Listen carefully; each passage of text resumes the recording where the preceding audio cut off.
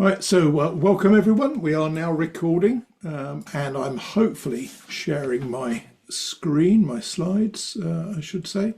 And I've managed to hide the video bit, so let me just move that across my screen. That's better. Right, okay, so welcome to our weekly call.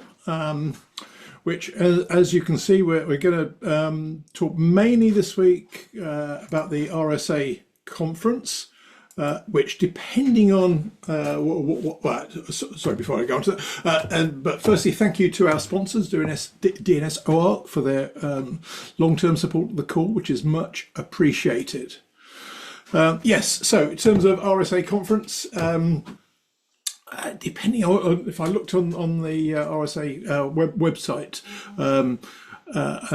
there's a suggestion that the C in RSA Conference is not the C of conference, but RSA Community Conference. So that's on the official site. So that may or may not be true, but because I always think of it as the RSA Conference as opposed to the RSAC conference, but it appears it may actually need that C as well as the word conference. But that's an exercise for the reader to look up afterwards. As a bonus feature this week, I may touch briefly on ICANN 85 as well, although we'll spend some more time on that, I think, next Monday. And then there's a load of stuff happened over the last week, so I will touch on some of that, as well as talk about some forthcoming events, etc. And I should say, apologies in advance, since I could be doing quite a lot of talking, which will be really dull, particularly for me.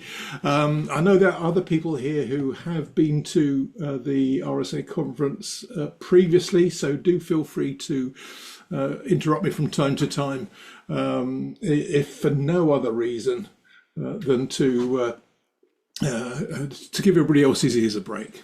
Yeah, not RASC. Just looking at the chat, Ed. RSAC. But good to know that there is a Royal Astronomical Society of Canada. Who knew? Other than presumably astronomers in Canada, no doubt.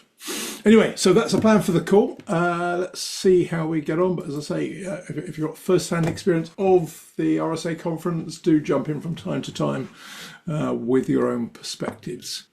Little context first for anyone who has yet to experience the event. It attracts quite a good global audience. Unsurprisingly, large percentage from North America, but also a good number of attendees and speakers from around the world as well. Last year it had roughly 44,000 attendees in person, or so the organisers said, and there were a lot of people there, so no reason to doubt them. And it basically takes over the Moscone Centre in San Francisco. If you're familiar with that as a conference centre, it takes over all three parts of that for a week, or 4 days, so Monday through Thursday, usually late March through to April this year, as you can see, 23rd to 26th of March. It is expensive to attend, partly because it's in San Francisco and partly because of the large number of people there attending in person. The already expensive hotels in San Francisco become even more expensive due to demand, although the RSA does operate an excellent hotel block booking system if you get in early enough to take advantage of that, and that can knock several $100s a night off your hotel bill, which is well worth it. It does have a busy agenda. I had a quick look before the call. There are 644 sessions logged throughout the week, so that's a lot of sessions. And it doesn't have that many sort of typical time slots, so it works out roughly 5 to 6 a day from Monday through Thursday. So therefore there's a lot of overlapping sessions. So it definitely pays if you're attending to look through the agenda well in advance. It opened up a few weeks ago. They do have reserved seating for sessions, so it's worth going through as early as possible and sort of booking those that are of particular interest. Otherwise, it's a case of turn up on the day and see what seats become available. And then finally, it also has a pretty substantial expo which runs underneath the North and South exhibition halls for the duration of the event, with pretty much all the major cybersecurity vendors present and a whole lot of others.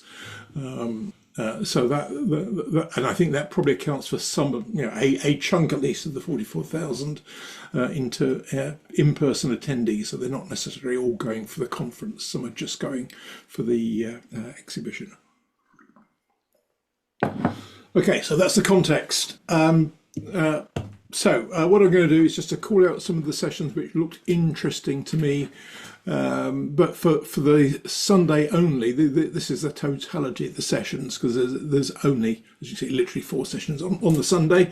So the rest of them, I'm not going to go through them all because it takes far too long, and yeah, it'd be really boring, even more so than this might be anyway. So there's a few sessions on the Sunday for early arrivals, but essentially some of them at least are invite only, as you can see. Then they have the early evening, the Loyalty Plus and first timer reception. Loyalty Plus being people that have been there at least 5 times.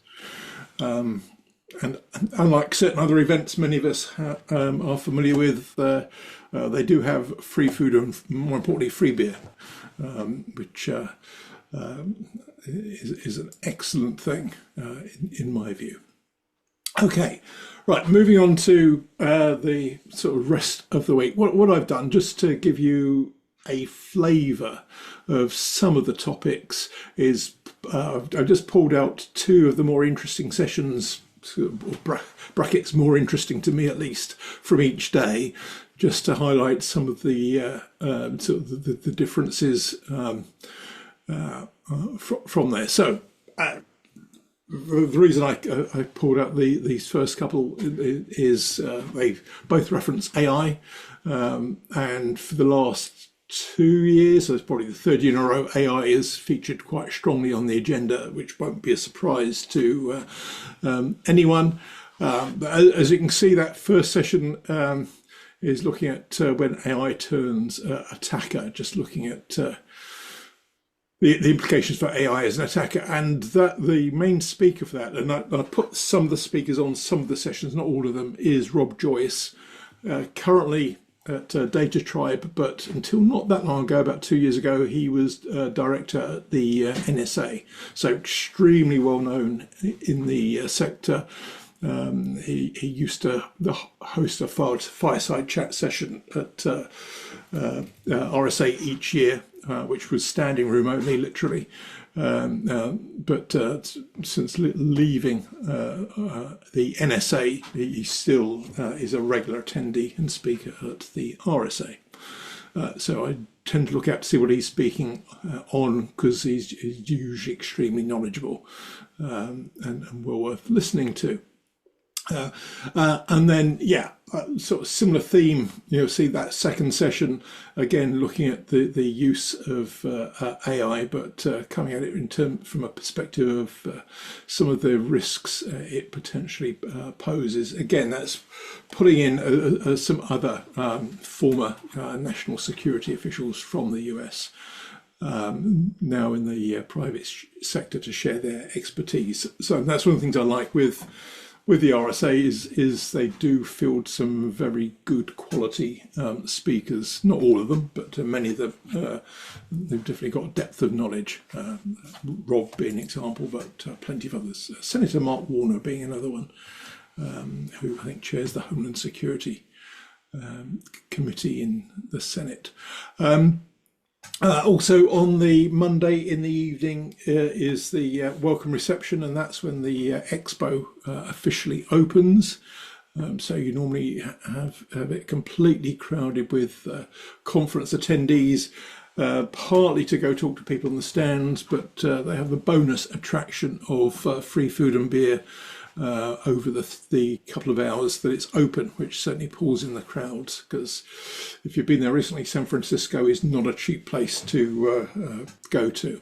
But yeah, that's quite fun. And they have some pretty innovative speakers on some of the stands, just to make them stand out from the masses. And because it's a very big expo area, you certainly get your steps in if you're there for any length of time. Okay, on the Tuesday, again, two quite different sessions. One, a presentation from Ala Al Fadel, who's from sort of Saudi Arabia, from their their NSA, sort of cybersecurity authority, rather, talking about child online safety. So different topic to previously. So a lot of the sessions have a very strong policy theme. This would be a good example. So not just pure technology, which is good. And then in the afternoon, actually they're both in the afternoon, so later on in the afternoon, a session with a couple of staffers from Congress, again sharing some of their knowledge on some of the sort of priorities for the various agencies, CISA being mentioned. I think NSA will probably come in there as well. And as I said earlier, that's one of the attractions of me of going. You do get people who bring first-hand knowledge that are usually prepared to share, which makes it much more interesting to attend. Okay, just moving on, and then also on Tuesday, some of the other social stuff. They have a series of regional breakfasts. That the EMEA one happens to be on Tuesday, as you can see, 8:30 to 9:30. Also the Cyber Ops networking reception in the early evening, and the ISC2 also with a reception in the evening. These are just lifted from the networking events from the main agenda, by the way. There's loads of other sort of side events off-site from the main venue around a lot of the rest of that sort of very central part of the city, where people presumably pay enormous amounts of money to rent premises for the week, to turn in their own venue, sort of near but slightly off-site. Yeah, on the Wednesday, I think the prize for the, I think, topically most sort of topically comedy title, Jack and Jill up in a tree, etc. I suppose with a hat tip to the that famous concert with the kiss cam, I guess. So just talking about privacy, but with a slightly humorous bent. So yeah, again, policy, but in a different sort of context there. Privacy, also again using AI, etc. And they do tend to have a lot of people from the legal professional as well, sharing their thoughts on some of the latest sort of moves on the legal side. So it's useful to get their sort of perspective. So it's not just legislators, it's also lawyers as well. Some might be thinking this is your worst nightmare, to be surrounded by lawyers and legislators, but there you are. And then also on Wednesday, the other one I pulled out, say this one, they're both morning slots, is a sort of session where Mark Hughes is speaking. The reason I pulled this one out was less on the subject matter and more, again, just to emphasize the quality of the speakers. Mark leads IBM's security practice. Until recently, he led the same sort of practice, but at DXC. So again, very well known in the industry. So it's useful. You can actually talk to some of the industry leaders directly. Some of you, if you know Mark, you'll be aware he's from the UK. Previously worked for BT, so I'll certainly look to have a chat with him over coffee at some point through the week there. And then, yeah, see a bit of a theme emerging on some of the social stuff. The expo pub crawl, again, getting a footfall into the expo to get people talking to the various sponsors who paid lots of money, I've no doubt, for their booths. And then finally, just briefly on Thursday, again, different sort of facet which sort of appealed to me on the policy side, looking at how authoritarians are leveraging some of the global cyber rules to perhaps with a different drive and a bit behind their interest. So yeah, interesting to see what take there is on that. Look at how people are playing some of the sort of UN processes, etc., for other reasons. And then yeah, final main one from the week I pulled out was just looking at a current initiative coming out of DARPA. So not only did they foster the what ultimately became the internet, but in this case, just sort of bringing them right up to date, looking at the challenges to cyber posed by AI. So yeah, well, it was interesting to see DARPA there. I haven't noticed them there the last couple of years, but I could have just missed them. And then finally, if you've got 44,000 people, that means your conference budget is frankly enormous. And the sort of chair of the RSA committee, Hugh Thompson, yeah, hosts a sort of an opening plenary and a closing plenary, and he uses the closing plenary to basically bring on people that he's interested in. So a few shots from recent ones. Yeah, you did have Brian Cox there about 3 years ago. 2 years ago, he didn't bother with interviewing anyone. He just introduced Alicia Keys, and she and her band did a 1 hour set. And also about 3 years ago, as you can see, he interviewed Christopher Lloyd because he's a big fan of his, so why not? Last year we had Jamie Foxx and DJ, I forgot the name of the DJ, a DJ. Anyway, and then as you can see this year, Hugh Jackman will feature in the closing plenary for whatever reason. But anyway, that's usually quite a fun, good way to round off the week. And I think that's probably all I had to say on the RSA. So it's just really to, yeah, there's a shocking joke in the chat. Just to give you a flavour of some of the differences in the event from some of the others that perhaps we're collectively more familiar with, like the ITF. I generally find it quite interesting. Just pause there and see if anyone else that's been to RSA either well in the past or recently wants to jump in with any other observations. If you do, feel free to just unmute and share them. The last time I went to RSA was in 2020. And everybody was joking about the Chinese virus and mockingly like shaking hands with elbows.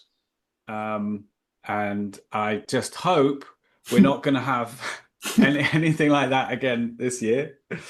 But yeah, if nobody's been, it's bigger than anything anything else that I personally have been to. It's just enormous. There's so many people and so much going on. But yeah, it's a good way to meet people and lots of interesting things happening. So, oh, and I don't know if you mentioned this already, Andrew. Sorry if you did, but the normal pass is only $150, $50. So.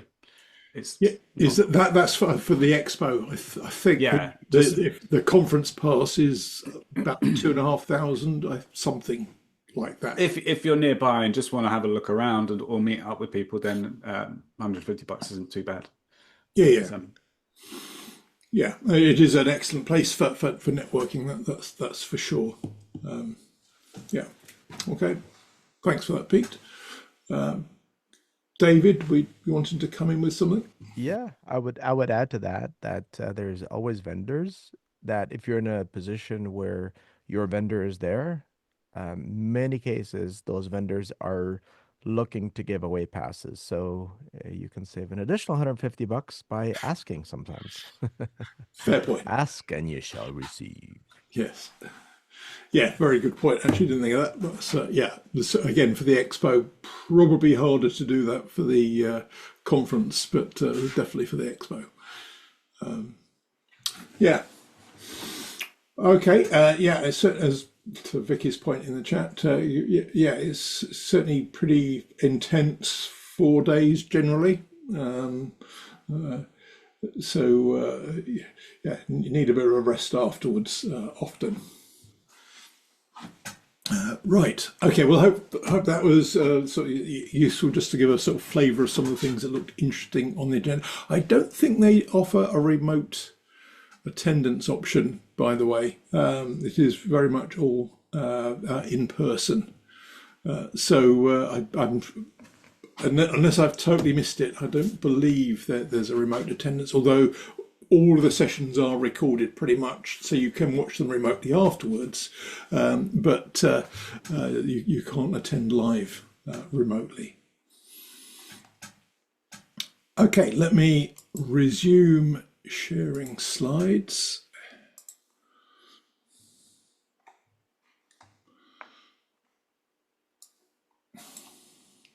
And yeah, perhaps final thought just on that, perhaps building what Michael's just put in the chat.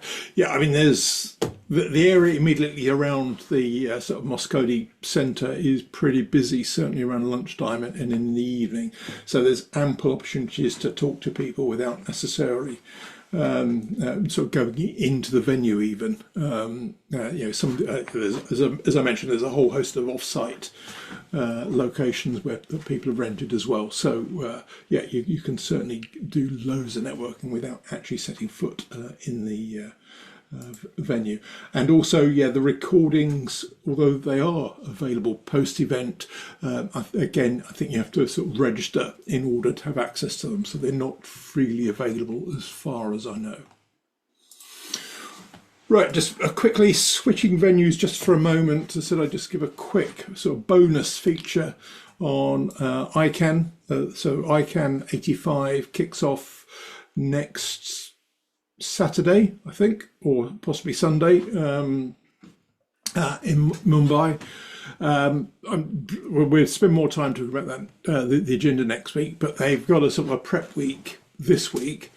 So I thought I'd just call out a handful of things from there. And all of the times are IST, so that's Indian time. So bear that in mind. You'll need to adjust that to your local time. But yeah, today, for example, there are 3 sessions, as you can see, one including an update on recent and ongoing policy work. This is, and the point of these is really just to set the scene in advance of going to the conference itself. So clear, and there's a lot of policy focus at ICANN, as many of you will be aware. Also, yeah, sort of prep the second one tomorrow. I've sort of called out, kind of fairly obvious from the title. One is preparing for ICANN's annual strategy review, and it's I think the intent is that the session will do exactly that. So just providing a sort of a lead into sessions taking place in Mumbai. Similarly, with the next round of GTLD applications due to start at the end of April.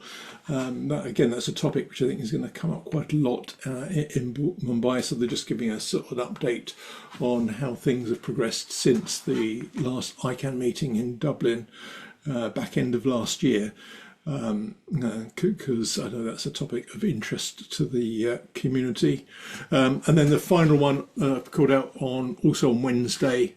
Yeah, you can see this is the ICP2 review. That's the Internet Coordination Policy Review, which we've talked about briefly on this call a few times. That's the Regional Internet Registry's governance process has been reviewed. It's gone through a couple of consultation rounds so far, with drafts being published for comment from anyone that wishes to offer up comments.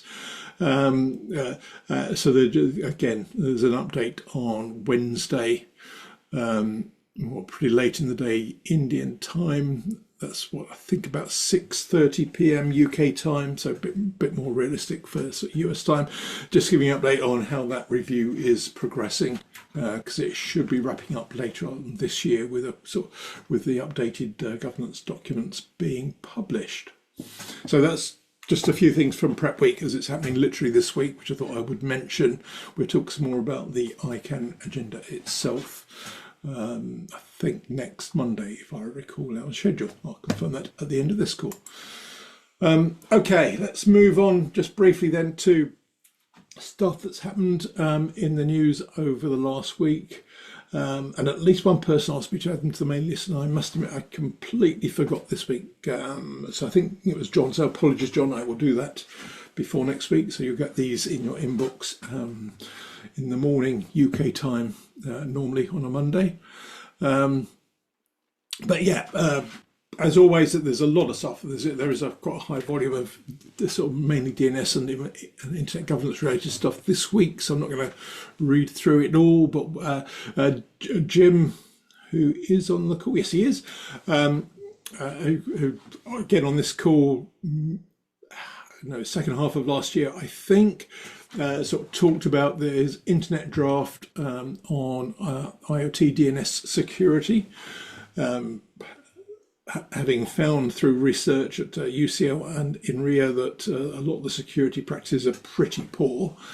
Yeah, quite a nice article on the Infoblox blog just about some of those recommendations to and other mitigations to improve the security of some pretty insecure IoT devices. So that's worth a read. I don't know, Jim, if you wanted to add anything to that. Not really. Thanks for the plug. No, I think the blog's pretty straightforward. There is a presentation that links from it to where Andrew Losty of UCL gives a presentation at RIPE, I think 91. That's worth having a watch for the research that triggered the internet draft. So that explains in detail the findings. So that's worth a watch. There's a sort of a bonus question from that, Jim. In terms of the internet draft itself, is that progressing okay at the moment?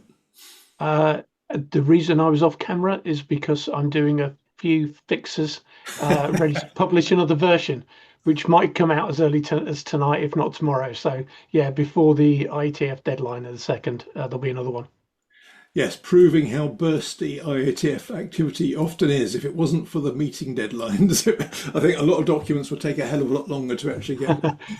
Actually, we did do one not too long ago to try and get comment to avoid it coming up to the deadline, and we had comments. So yeah, hopefully we're keeping up with that. But there's no IoT ops at the IETF 125, so there'll be an interim meeting in April, I think. Okay, brilliant. Okay, all right, we'll look out for the updated draft then imminently. Cheers. Okay, thank you. Right, other things that caught my eye in particular. Oh yeah, Nanog 96 took place I think a couple of weeks ago now. And if you didn't make it there, Jeff Houston did. A good friend from APNIC, and he wrote what I thought was a pretty useful report covering some of the sessions at Nanog, so it clearly doesn't cover all of them, but he sort of pulls out a few, and one of them I thought was just pretty depressing. So the start of his post, he talks about the how to build a state-of-the-art AI data center, given that according to his article, I haven't checked this, but I'm sure it's right because Jeff's very diligent about this sort of thing.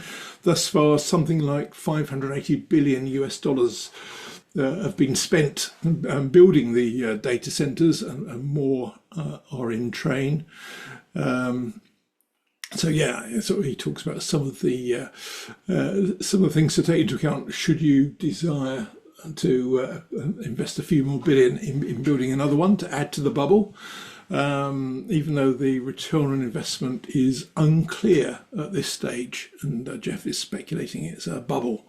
and may well burst at some point soon. But yeah, when you look at the sheer scale of some of the stuff, it's pretty impressive in some ways. So yeah, but anyway, yeah, that'll give you a take on some of the stuff covered at NANOG.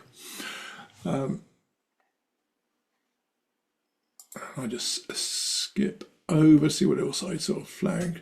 Oh yeah, in Circle ID, Chris McElroy, sorry, looked at AI governance, and to do that, he drew some comparisons with ICANN and the ITF principally, in fact, mainly the ICANN from the article, as well as some other sort of relevant sort of topics for internet governance, like multi-stakeholderism and fragmentation, and how they might apply in the AI world as it matures.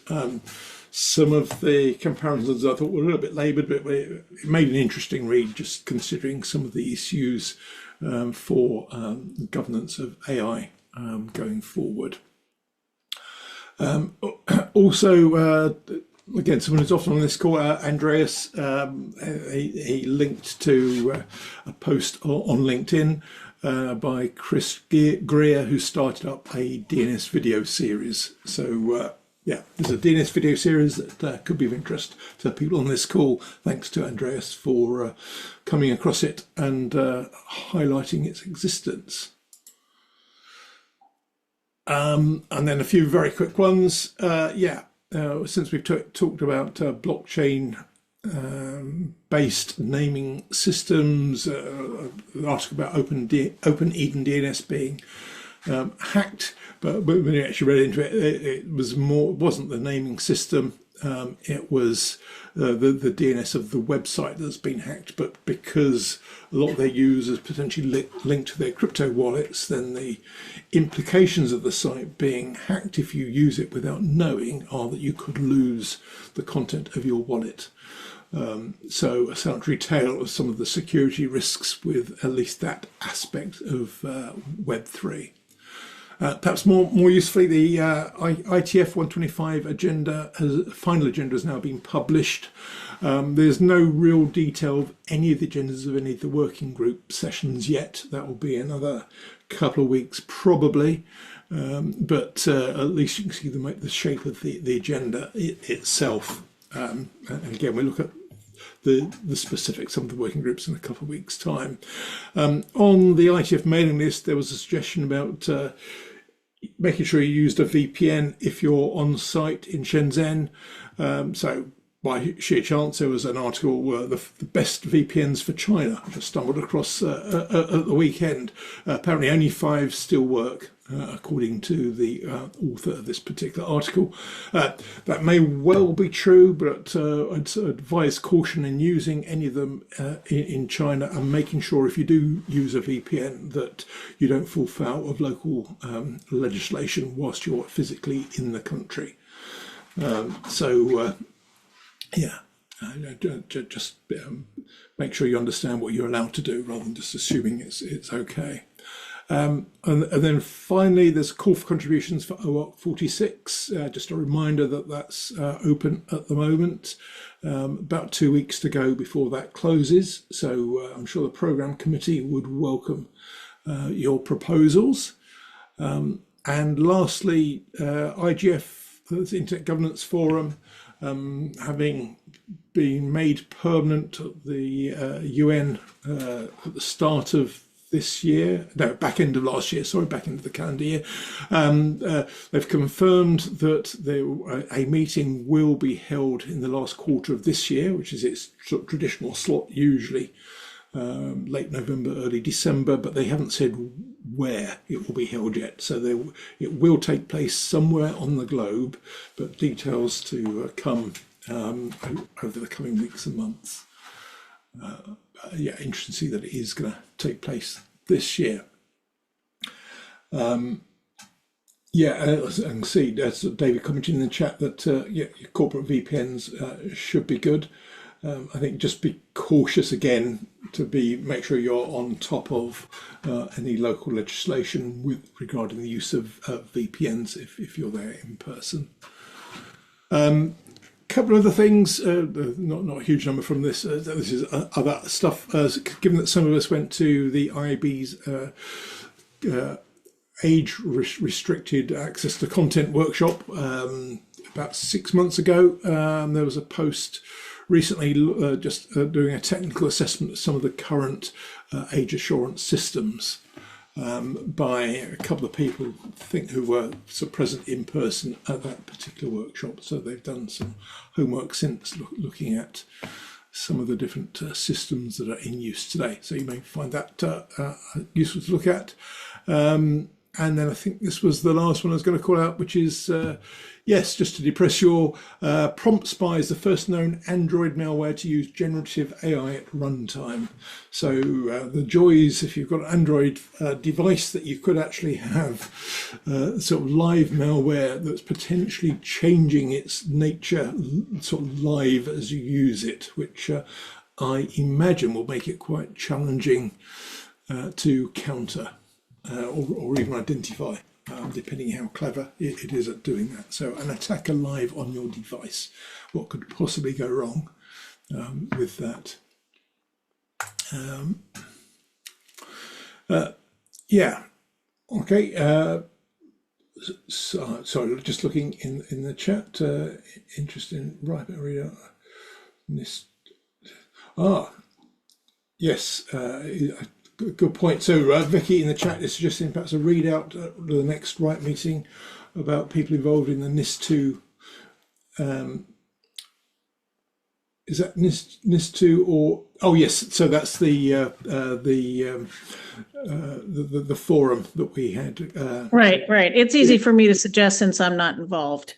Yeah, no, it's not a bad idea. Sorry, I was in reading it out loud. I was mispronouncing it. I don't know why, because your wording is perfectly clear, Vicky, and reading it as NIST for some reason. I'm tired. I need to. This is the EU. This is the EU version of NIST. Yeah, there you go. Say perfectly clear what it said. I don't know where NIST came to there. Just mispronouncing my own mind. But yeah, that's a good idea. Yeah, I am. I think planning to go to RIPE, so perhaps that's an idea to present there. I don't know about the call for submissions there, Vicky, but that could be a useful thing. Sure. I mean, I could share the call for submission, but I think, I mean, I realize there's not going to really be any results to present yet, but maybe just sort of a status of, because people are, operators are worried about it. And of course, they don't have any information other than that there was a call for people to participate and nobody's heard anything about it since then. And I'm thinking about the ISPs who are downstream of this, wondering what is coming. And it was talked about 2 or 3 RIPE meetings ago when they did the sort of call for volunteers. So it would be perfectly sensible, in my view. Not that I'm on the program committee, so I've got no say in this, but it would make good sense to give it. It may be that somebody's already proposed it. I haven't asked, but. Are you on the program committee, Vicky? No, I'm not. Okay, all right. Yeah, there's the DNS working group there. So if they've got calls for presentations that are open, I could submit something to that. Yeah, if you don't have the call, I could send it to you if you're planning to attend.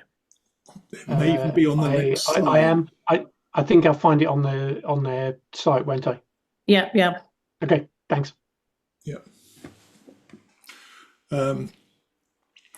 So where are we? So in terms of other things coming up, there's a whole series of calls for nominations for the IGF in terms of the multi-stakeholder advisory group, the MAG, deadline 26th, so later this week, and similarly the Centre Jamboree, that's not 206, that's also 2026 deadline for proposals, and IGF intersessional work proposals at the 28th. So and a call for thematic inputs also on the 28th. So as you can see, a few things this week, and then If you're not already registered for ITF and plan to attend in person or online, the early registration closes on the 2nd, and that bumps the price up again, I think a couple of $100 for in person, a bit less than that for remote. But so you've missed the super early rate, but the early rate is still live for another week roughly.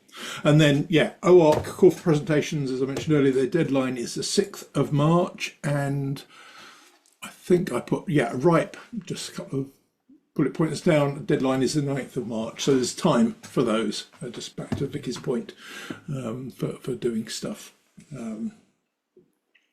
Thanks, Andrew. Okay, and there's loads of other things happening. We won't go through those, but if anyone else is planning to go to Mumbai, we can bask in the sunshine and complain about the humidity together over a cold beer one evening, I'm sure. Apparently it's low 30s degrees, but very high humidity. But I'm prepared to deal with the humidity to have some sunshine for a week. That should be marvellous. And plus a nice place to go as well. But as you can see, that flows instantly into ITF in Shenzhen, and then straight the way after, for some of us, RSA in San Francisco. So a busy month. And then to cap it all, we've got ITU Study Group 17 following on immediately from RSA, amongst other things. So loads of stuff happening through March for some reason this year. And I think that was and then reminder, next week we talk about ICANN, and the week after ITF agendas. So it's very much agenda month this month in terms of the themes for the calls. I'm sure there'll be time for other stuff as well, though. But hopefully that will be of value to people that are going to those. But let me, at that point, stop sharing and see if there's anything else that anyone else would like to talk about or go back to, for that matter. And Tom gets the prize for being instantly off the mark. I just wanted to mention that a couple of links I sent you earlier, Andrew, which hark back to... Did I miss something? Sorry. it doesn't matter. No, it was on WhatsApp this morning. Oh, sorry. Yes.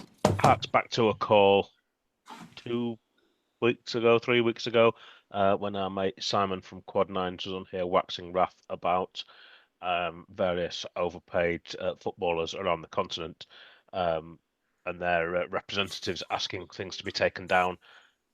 Currently, the Spanish similar law has endpoints in Cloudflare which are ECH enabled being blocked at IP level in Spain, but only when there's a match on. So it's quite possible, as a user of Cloudflare, you could find your customers ringing up your tech support going, I can't access service X, but it's intermittent and I'm not entirely sure why, and the reason is because a referee has blown a whistle somewhere. Which seems incredibly odd.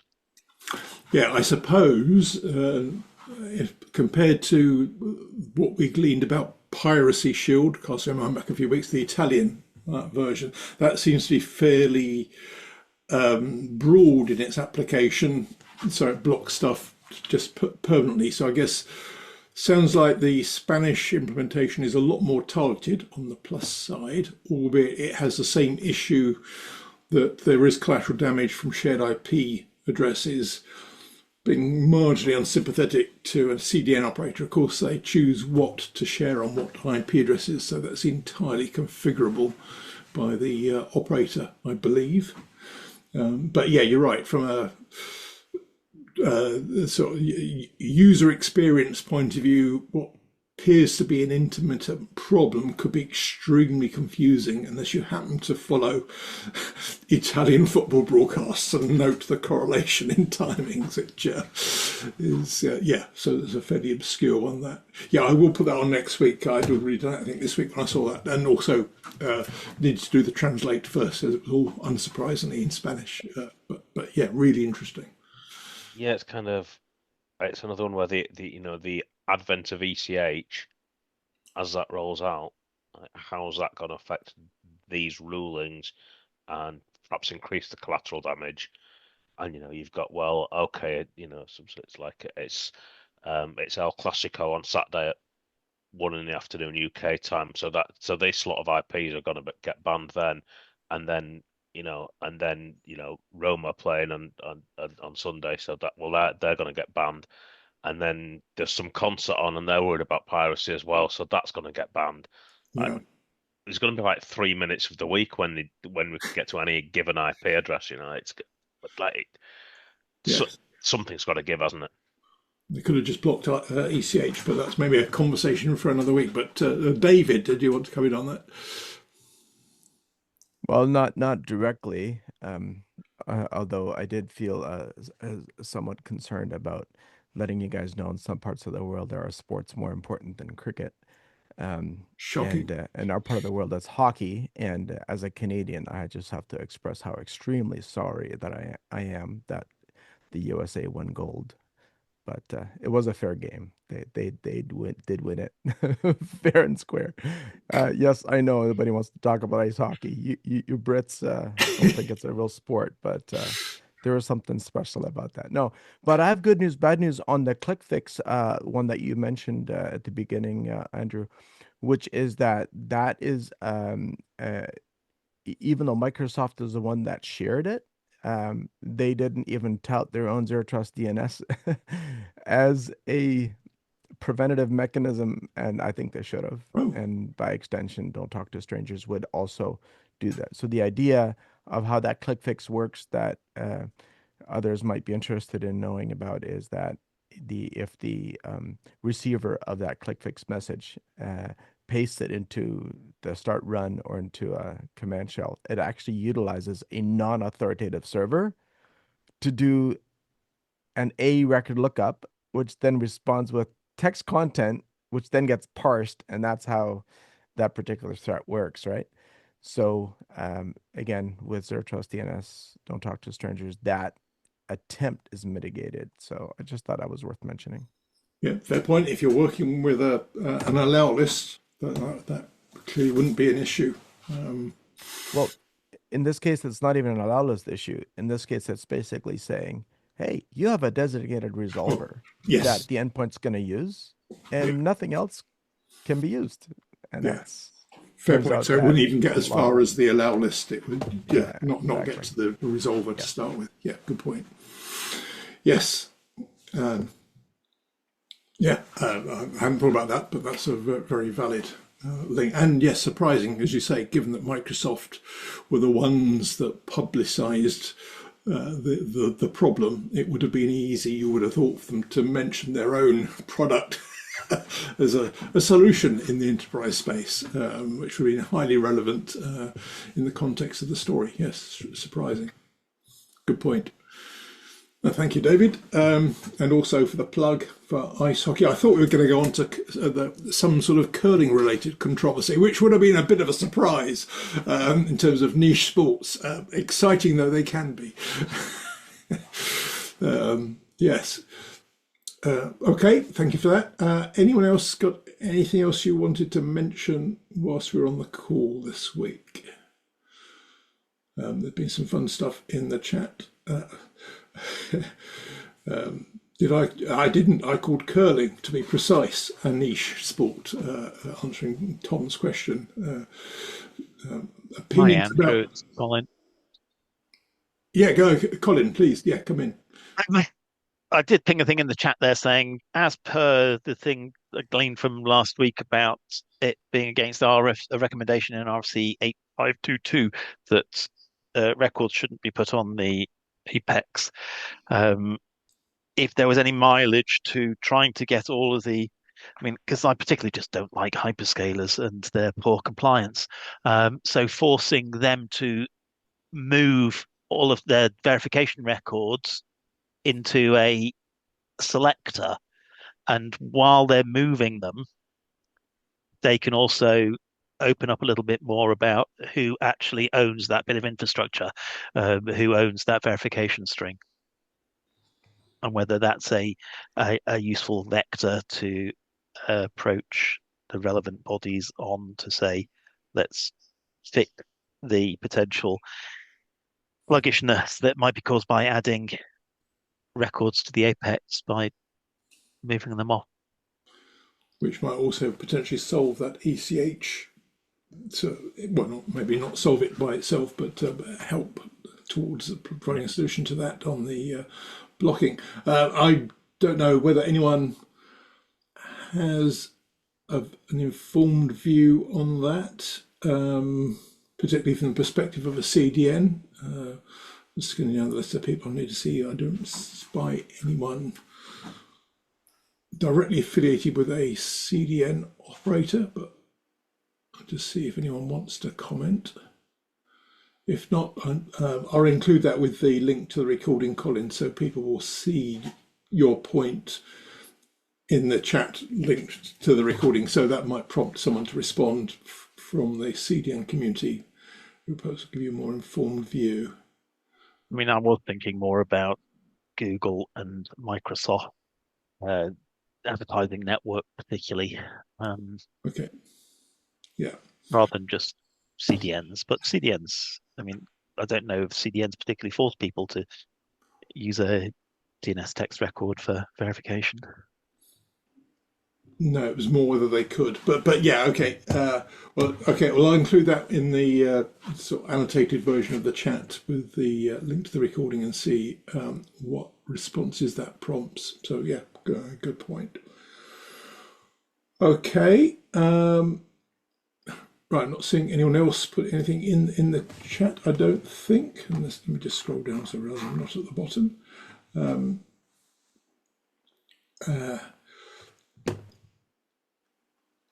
Yeah, okay, I can see Carlos, I think, has responded to that. So perhaps I'll leave you to pick that up with Carlos, Colin, continue that discussion. But in the meantime, as we are approaching the top of the hour, hopefully that was useful to everyone. Will maybe pique your interest on the RSA event. But have a fantastic week all, if failing that. And as I say, same time next week, we're talking a little bit more about the ICANN 85 event coming up in a couple of weeks in Mumbai. So I look forward to catching up same time next week. See you all then. Bye, everyone.